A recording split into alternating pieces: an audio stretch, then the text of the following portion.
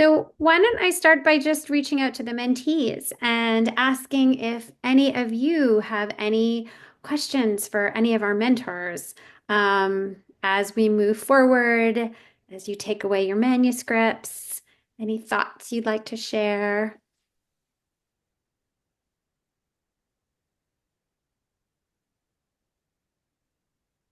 I'll say something because I'm a blabbermouth.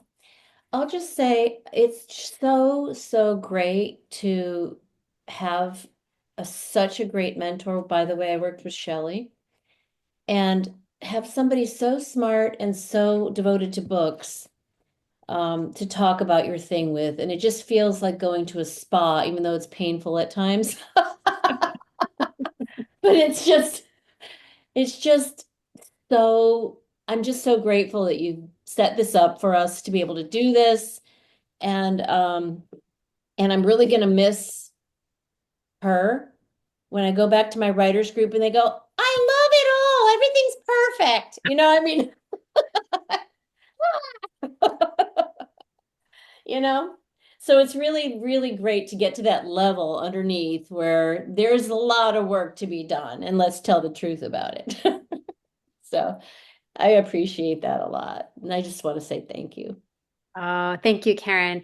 I think that's a really consistent theme that we hear a lot here at Well Rock is that, um, writers really want constructive, helpful feedback that will help them take their writing to the next level, right? We don't, someone telling you they love it, it's great, don't change a thing, doesn't actually get you there, right? Although it's nice to hear for a few minutes, but then you're like, okay, thank you. Anyone else? Any questions or?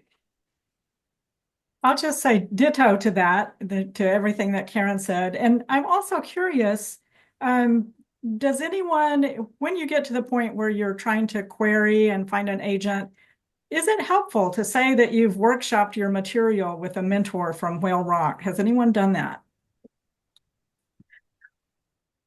Well, Huh. I could, Gary, do you have a thought on that? Well, yeah, I mean, right away. I have my agent is Rick Margolis from Rising Bear, it's called. It's terrific in so many ways, and I didn't have an agent until just actually a few years ago. But I know now, and maybe this is because we talk a lot. I know that if you were to send this to Rick, who's been to Whale Rock, that he would immediately put you to the front of the line. He's someone who's looking for people who have been mentored, who've been. If you come to Whale Rock, you're a serious writer. I mean, that's the word that's out there, and I know that he looks for serious writers, and I know that you'd be right at the head of the line, and I'm sure that that's true for other agents as well. I mean, Martha, what I would say is I don't know. I mean, I like to think that everybody knows about us. I don't know that everybody knows about us, but there are certainly houses and editors who have worked with us, agents who know our people. Oh, did we just lose her? I think we lost her. Okay, well, I'll come back to that answer. Um, About to send a query right now. She's off. exactly. She couldn't stop herself, right? Yeah. So I'll answer, I'll continue afterwards. Um, okay, any other questions? Sue here. Ever since my last update, I can't find where the little electronic hand is. So anyway, I just wanted to say that um, this was surprise. I think it's surprising how well this worked for picture books, where you're not working on one extended thing, but we were working on a dozen different manuscripts, and it's just so incredible to get that range of feedbacks to come out with so much more of a sense of where I am in terms of a body of work. And I know that, for example, my local like regional writers federation has a mentorship program, and they don't include picture books because they say there's not enough to talk about. Huh. But anyway, it's nice to be in a place where they are fully respected and to get such a full perspective. I just want to say, and I saw Liz's face and Matali's face and Phyllis' face. We have every mentor in this room has written a picture book, and I want to say that they are as important and vital and deserve as much attention as novels. They address different ages, but that doesn't make them any less critical part of a child's reading experience. So there.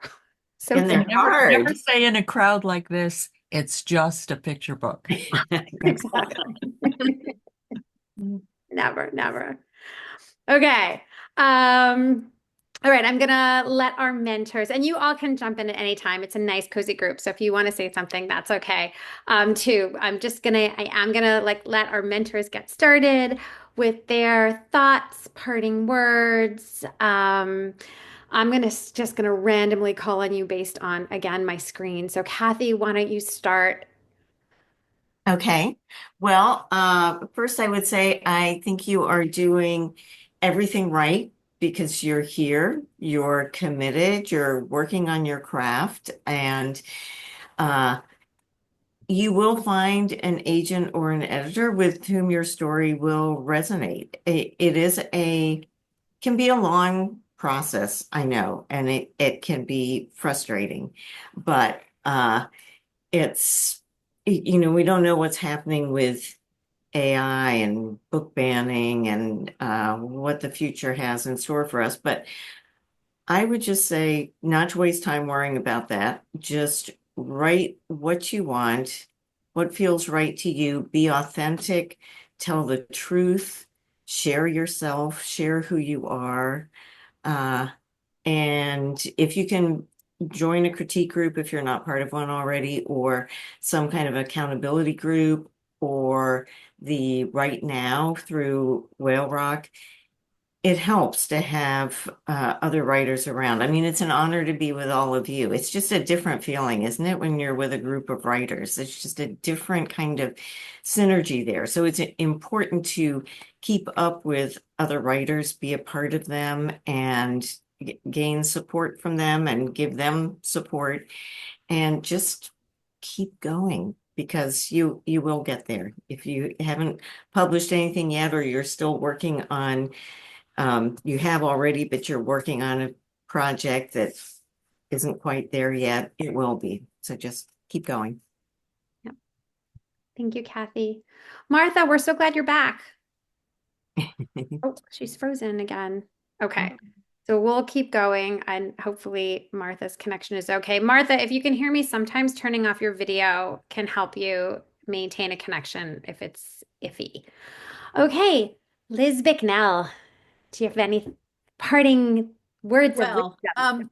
I guess, one thing I'm struck by working with some of you, but obviously not all of you, is the diversity of the work that is even within this small group of people, and how this is like a microcosm in a way of the larger publishing world. And the work that you have been doing here is incredibly good practice and experience for working with a real agent or a real editor in a real publishing situation. So people are taking your work seriously.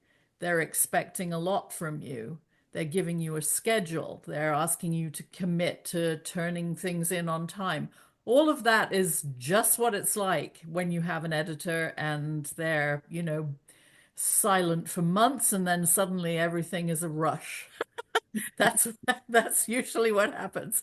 But I've been so impressed with the mentees that I have personally worked with, but also just hearing all the additional samples. It's wonderful. It's very affirming for me too. So thank you all very much. Thank you, Liz. Okay, let's do the other Liz.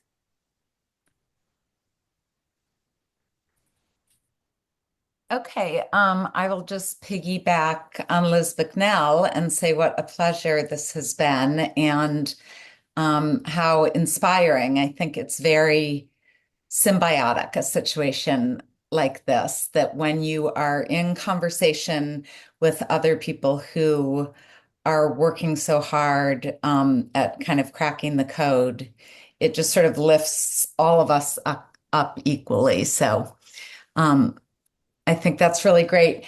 I would just say that I think what is so valuable about something like this is the kind of that we understand it as sort of a laboratory, and that even though we're working on these individual pieces, it's in order to learn more and practice more about writing in general. Um, so that you're experimenting with this individual piece, and these individual pieces sound pretty amazing. I wanted a little bit more of all of those readings. Um, but also, like, what we learn and practice when we're working on any individual piece is what we take to the next individual piece. And so I just think that it's really brave to do something like a semester like this, to put your work out there and to just sort of take whatever feedback comes and try experimenting. And I just think that you'll find that the ripple effects will last for a long time because you can apply everything to your next project. So I'm going to be really excited to hear what those are. Thank you. Thank you. Mitali.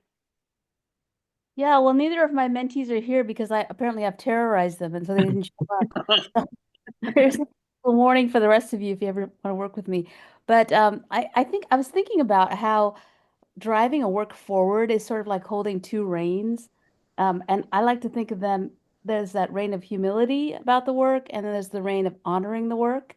And you really have to hold both of those in tension as you try to get that work to the hearts and minds of readers. So some of you, I think, that you can do that internal check and say, is this a season where taking feedback has been really hard for me and I'm just feeling kind of like back off my work, just let me have my voice. Just pay attention to that. I think it's a lot of discomfort in the process of getting work to readers. And so just be ready for that. And then on the other side, maybe it's time to honor the work a little more by just really championing your own voice. And so it's that tension between saying, I think basically it's tension between saying my work sucks and my work is perfect. My work sucks and my work is perfect. And if you can find a balance between that and push back on each of those extremes, then you'll drive the work forward to the kids that are waiting for it. Oh, I love that idea. I think we all hear that in our head all the time. Although I hear sucks a lot more than perfect these days, but that's just my own issues. Okay. Phyllis. Well, I'm a little hoarse. I second everything that's been said. And Liz talked about bravery. I think it takes a lot of courage to write and then to bring your writing to this kind of situation and to try to make it better and to make it better. But the thing I wanted to say is I have been thinking a lot for various reasons about hope. And if I could, I would read you a picture book because I feel like there is so much hope in so many books. And because mostly I look at picture books, and I just did a blog post with a friend about hope in picture books. And there's some very moving books at a time when I, for one, feel in need of a little bit of hope. Um, and what I came away with more than anything else is that what you do, what we do, it matters. It really matters. Even if we think it sucks, it matters in the world, so please, keep using your voices, and keep having hope in case you ever hit that lump or hump where you feel like you might be losing a little bit of it, because this is important work that we're all doing. So, and it's an honor to be here among you. Thank you. Okay, Shelley.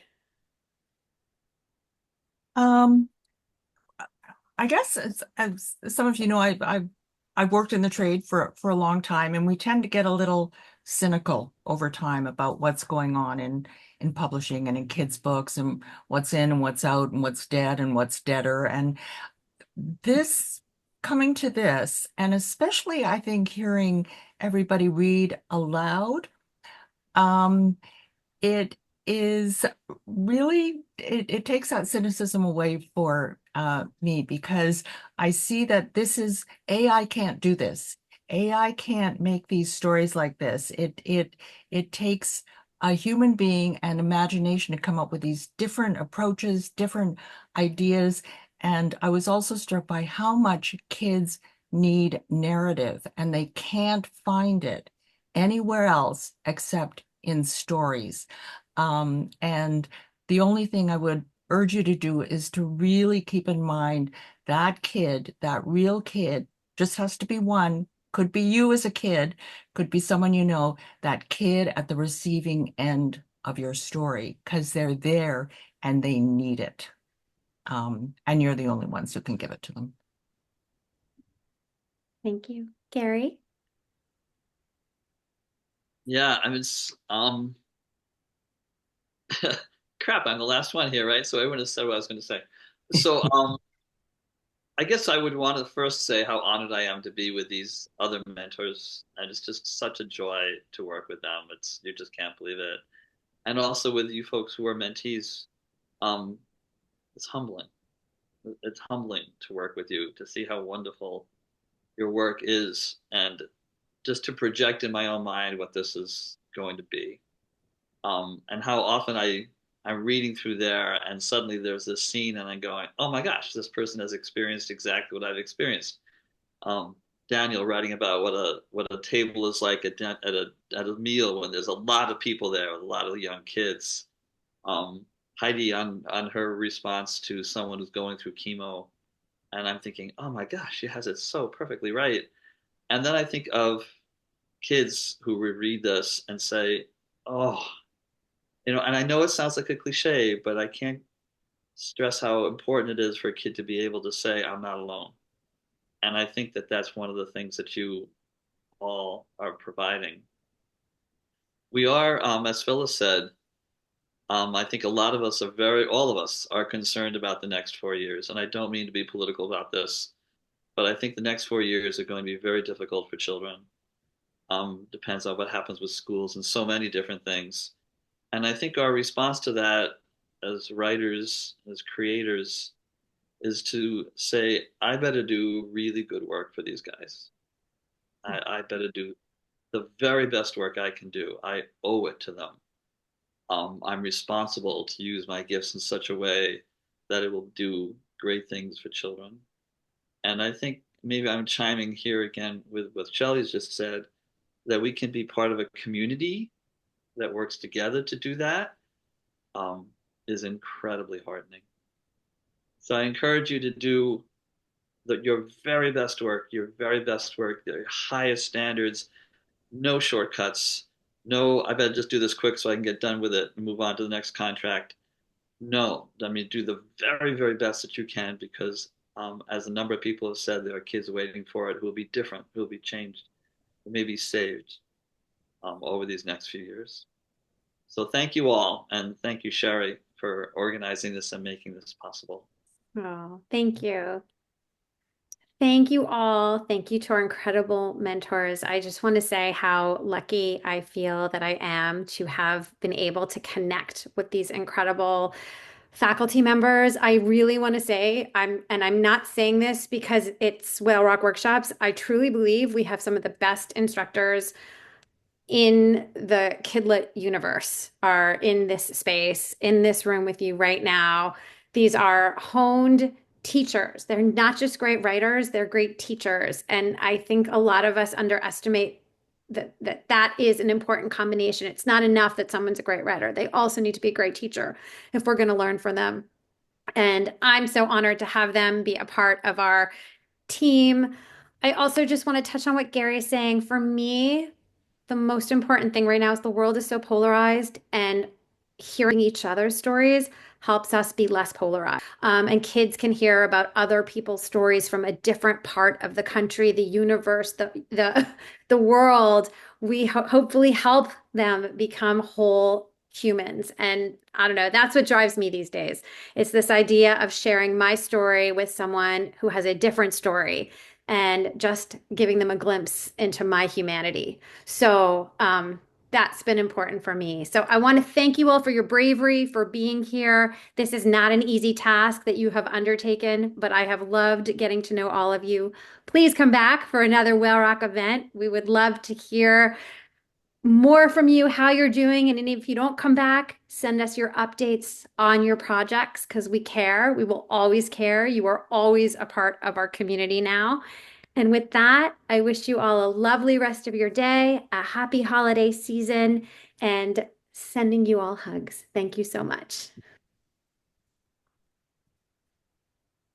Bye. Thank you, Sherry. Bye.